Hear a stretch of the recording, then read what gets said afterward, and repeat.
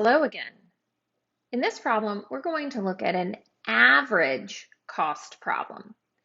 Average is a real key word in this problem because it tells us that we have to take an additional step before we can start solving the problem.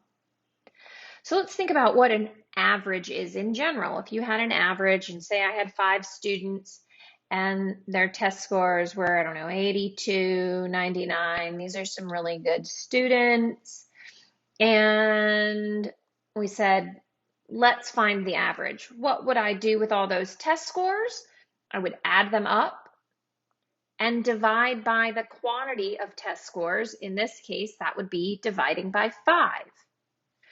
So in this problem, we are given total cost in hundreds of dollars to produce X units of perfume. So this is my total cost function, cost in terms of X units. If we want to find the average cost function, what does that mean for us? Well, that means the average is going to be the total cost divided by the number of units. When we denote average cost, I'm going to write C of X and I draw a bar over it. So a bar is really our stats symbol that indicates we're talking about an average. If you wrote X bar, that would be your average X value. So C bar of X is going to be equal to the cost function C of X divided by X. In this case, that's going to be 3x plus 2 over x plus 4, all divided by x.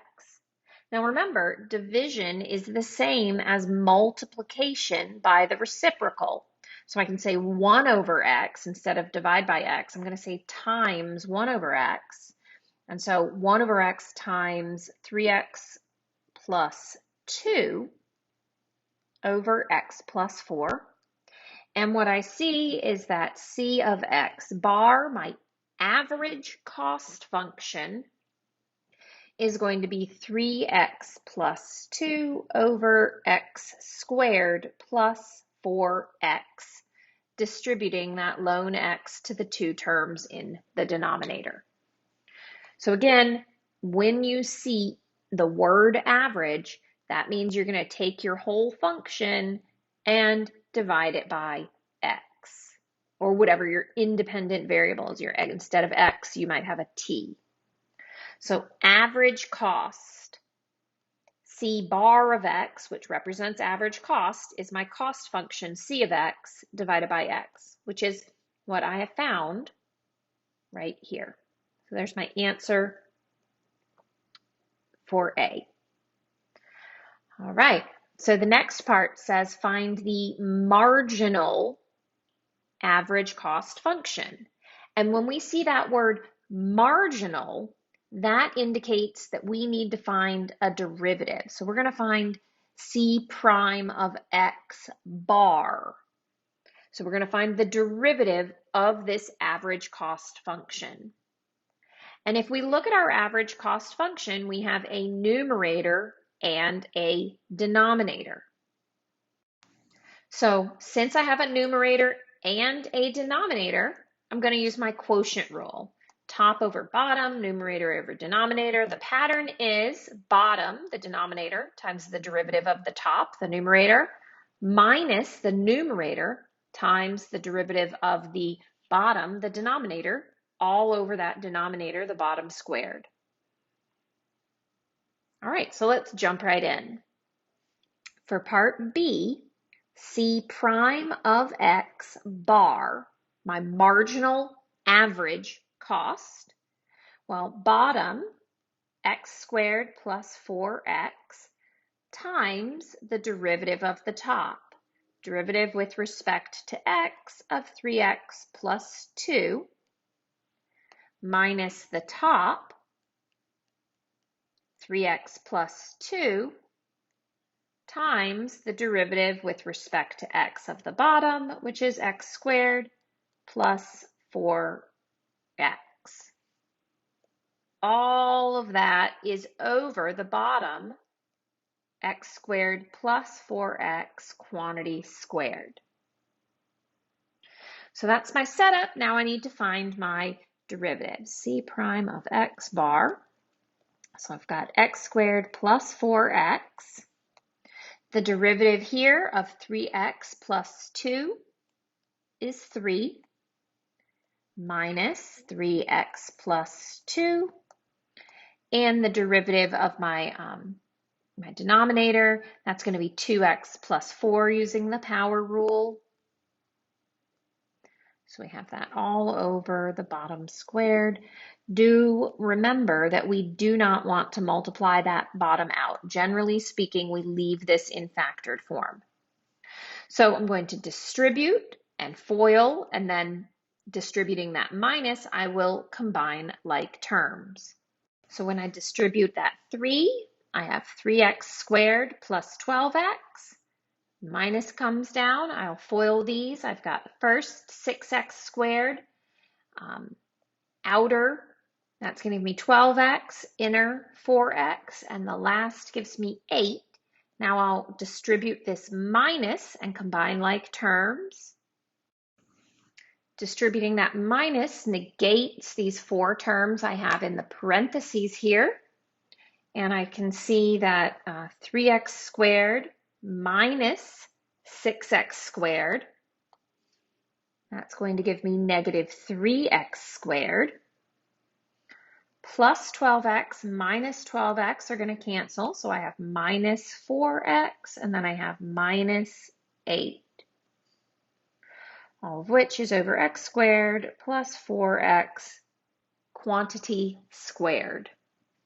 So this is my marginal average cost function. Let's get that equal sign in there better.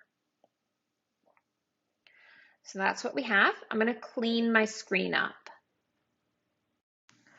So my marginal average cost function, c prime of x bar, is equal to negative 3x squared minus 4x minus 8, all divided by the quantity x squared plus 4x squared. So part C and D, they're basically asking us to do the same thing. We're going to find the average cost and the marginal average cost when we have a production level of 10 and 20 units, and then we will interpret the results. So I'm going to look at just C here. I'm going to plug that 10 units in for X. So if I do C bar of 10, that's 3 times 10 plus 2, or 32 in my numerator, divided by 10 squared plus 4 times 10, that's 140. So 32 over 140, and 32 over 140 is approximately, we'll say 0.2286. So that is in hundreds of dollars. So that means the average cost for producing 10 units of perfume, multiply that by 100, that's going to be $22.86 per unit. So let's give us a little more space. So for part C, we know at X equals 10 units, the average cost, multiplying that by hundreds, because it said hundreds in the problem, is $22.86. And that is the average cost per unit. Now let's look at evaluating marginal average cost per unit. So that is going to be C prime of 10 bar. So that's negative 3 times 10 squared minus 4 times 10 minus 8, so negative 300 minus 48. I've got negative 348 in the numerator over, I'm going to end up with 140 squared, or negative 348 over 19,600. And if you plug that in your calculator, you get negative 0.017755. Remembering that is in hundreds of dollars. So this is measured in hundreds.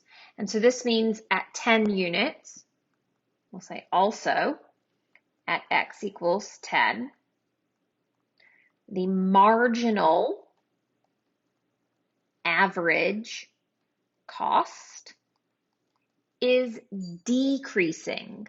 How do I know it is decreasing? It's decreasing because my rate here is negative. So I have a negative rate, that means it's going down, and it's decreasing. This value is in hundreds, so moving that decimal 2 places. We'll say by negative $1.78. So negative $1.78 per unit. So that means the cost of producing an additional unit decreases at 10 units by $1.78 per that unit. And if you worked through this again, you would find similar values. The average cost will be less per unit for 20. And the marginal average cost, the change in that rate, will be even less. I'm going to go ahead and write those answers for D on here, but I'm not going to work them out. So at x equals 20 units, the cost per unit is $12.98, which is an obvious decrease from the $22.86. So it goes down, it's less per unit to produce. And the marginal average cost, the change in producing additional unit, is actually also decreasing, and it's decreasing at a lower rate. All right. So I encourage you to, if you didn't work this piece out, to just make sure you can do that algebra and to think about this and make sure you understand what the problem means. All right, that's it for today, and I hope you have a great rest of your day. Thanks for listening.